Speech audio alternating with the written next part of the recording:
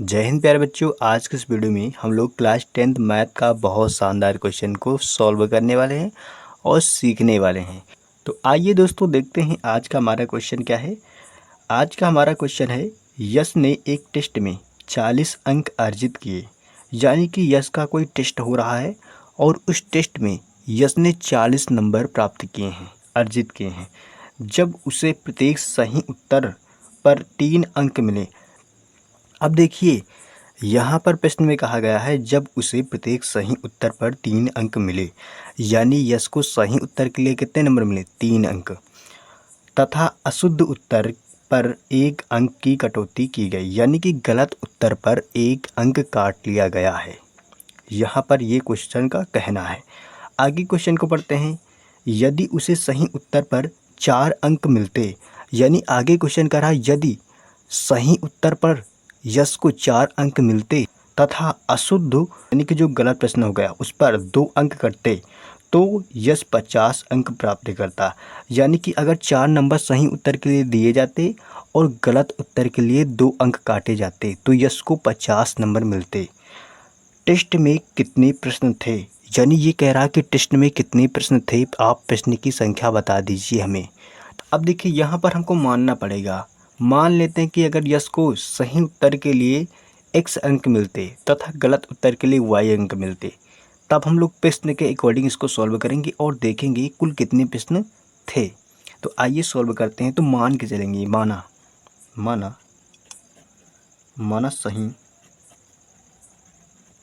सही उत्तर पर यश को x अंक मिलते,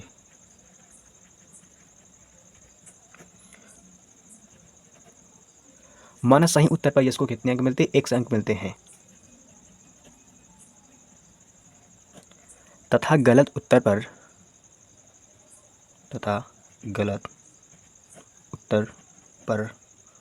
उसके y अंक कटते हैं। अगर यश गलत उत्तर करता है तो y अंक हम लोग काटेंगे। तब क्या होता, तब प्रश्नानुसार यानी प्रश्न के अनुसार हम लोग चलेंगे। तब प्रश्न के अनुसार चलेंगे। जब उसे प्रत्येक सही उत्तर के लिए 3 अंक मिलते, हमने मान रखा है कि सही उत्तर के लिए x अंक देंगे। 3 अंक यहाँ कह रहा तो 3x हो जाएगा। कितना x हो जाएगा, 3x, यानी कि 3x माइनस का। अब अशुद्ध प्रश्न के लिए कितने अंक काटते, तो 1 अंक काटते, लेकिन हमने y मान रखा तो y गुणे 1 हो जाएगा, तो यानी कि y हो जाएगा। कितने नंबर मिले, तो यहाँ पर हमने सही उत्तर के लिए x अंक दिया, लेकिन यहाँ पर इन्होंने 3 अंक यानी कि प्रत्येक सही उत्तर पर दे रहे हैं, तो 3 गुणे x यानी प्रश्नों की संख्या क्या हो जाएगी, 3 गुणे x हो जाएगी, माइनस का गलत उत्तर के लिए ये 1 अंक काट रहे हैं तो y गुणे 1 हो जाएगा, यानी कि y हो जाएगा। तो कितने अंक इसको मिल रहे हैं, 40 अंक मिल रहे हैं। इस तरीके से, यानी इस तरीके से करेंगे तो इसको 40 नंबर मिलते हैं। ये तुम्हारी हो गई पहली इक्वेशन। यानी अगर सही प्रश्न के लिए यश को 3 नंबर दिए जाएँ और 1 नंबर गलत उत्तर के लिए काट दिया जाए, इस तरीके से यश को प्राप्त होते हैं 40 नंबर। कितनी, 40 नंबर। वहीं पर प्रश्न में कहा गया है यदि उसे सही उत्तर के लिए 4 अंक मिलते, 4 अंक मिलते, यानी कि 4 अंक मिलते, सही उत्तर के लिए कितने अंक मिलते, 4 अंक, तो क्या हो जाता, 4x माइनस का। अब गलत उत्तर के लिए उसको 2 अंक काटे जाते, गलत उत्तर के लिए 2 अंक काटे जाते, तो यहाँ पर क्या हो जाएगा, 2y हो जाएगा। यानी इस तरीके से वो 50 अंक प्राप्त करेगा। ये तुम्हारी हो जाएगी सेकेंड इक्वेशन, यानी कि दूसरी समीकरण ये तुम्हारी हो जाएगी। तो ये हो गई तुम्हारी दूसरी समीकरण। अब इन दोनों समीकरण को हल करके हमें x और y का मान निकालना है। कैसे निकालना है आइए समझते हैं। और इसमें करना क्या होगा, हम लोग समीकरण 1 में 2 से गुणा करवा देते हैं, यानी इस वाले समीकरण में हम लोग 2 से गुणा करवा देते हैं। तो क्या लिखेंगे, समीकरण नंबर 1 में 2 से गुणा करने पर, तो 2 से गुणा करेंगे तो क्या हो जाएगा, 2 से गुणा करने पर आपका हो जाएगा, यानी कि यहाँ पर करेंगे 2 से गुणा। तो दोस्तों यहाँ पर क्या करेंगे, समीकरण 1 में क्या करेंगे, 2 से गुणा करने पर। तो यहाँ पर समीकरण 1 तुम्हारी क्या, 3x माइनस का y बराबर का 40, इसमें हम लोग 2 से गुणा कराएंगे। तो यहाँ पर 3 दूना कितना हो जाएगा, 6 हो जाएगा, 6x माइनस का, यहाँ पर 2 से गुणा कराएंगे हो जाएगा 2y बराबर करके उस पार भी हमें 2 से गुणा कराना पड़ेगा। 40 दूना कितना हो जाएगा, 80 हो जाएगा। ये हो जाएगी समीकरण नंबर 3। अब हम लोग क्या करेंगे, समीकरण नंबर 3 में से समीकरण 2 को घटाएंगे।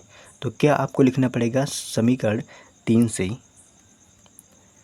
समीकरण 3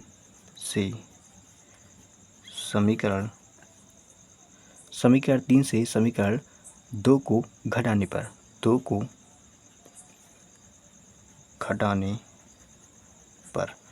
तो आइए घटाते हैं। समीकरण 3 तुम्हारी क्या है, 6x माइनस का 2y बराबर 80।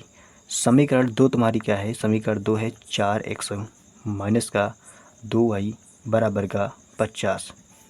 एक चीज़ आपने देखा होगा कि समीकरण 1 में हमने 2 से गुणा क्यों करवाया, क्योंकि यहाँ पर हमें 2 बनाना था। 2 करते तभी जाकर ये 1 कटता। इसको काटने के लिए हमें समीकरण 1 में 2 से गुणा करना पड़ा। अब यहाँ पर जब इसको घटाएंगे तो यहाँ पर चिन्ह चेंज हो जाएंगे। माइनस की जगह पे क्या हो जाएगा, प्लस की जगह पे क्या हो जाएगा माइनस, और माइनस के स्थान पे हो जाएगा प्लस। यहाँ पे क्या हो जाएगा माइनस।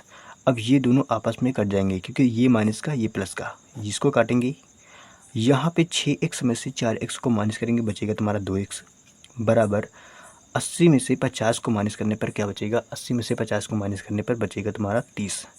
इस तरीके से यहाँ पर x बराबर कितना हो जाएगा, 30/2, यानी कि 2 से 30 को काटेंगे हो जाएगा 15।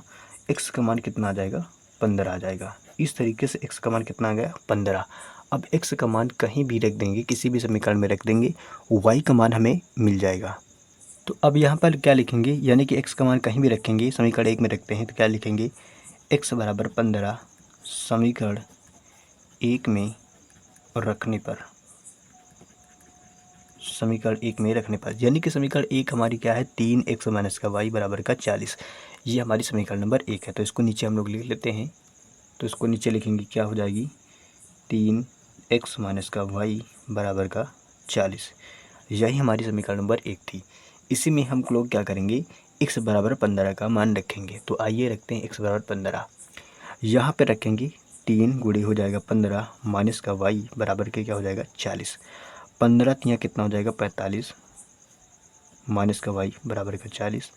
आगे इसको सोल्व करेंगे तो क्या हो जाएगा, 40 उठ के इधर आ जाएगा और y उस तरफ चला जाएगा। तो यहाँ पर 45 माइनस का क्या हो जाएगा 40। ये 40 इधर आएगा, माइनस का हो जाएगा बराबर के उस पर y जाएगा, ये हो जाएगा प्लस का।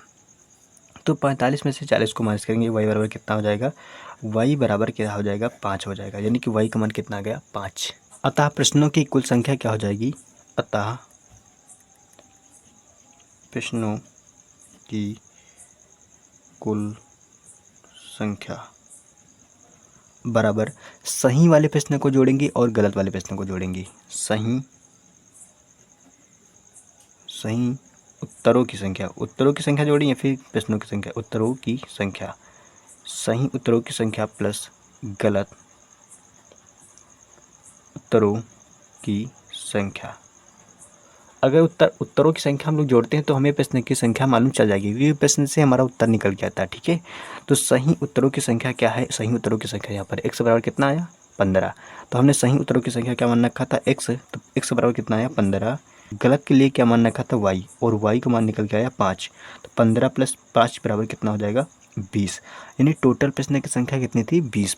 और यही तुम्हारा क्या हो जाएगा, इस प्रश्न का आंसर हो जाएगा।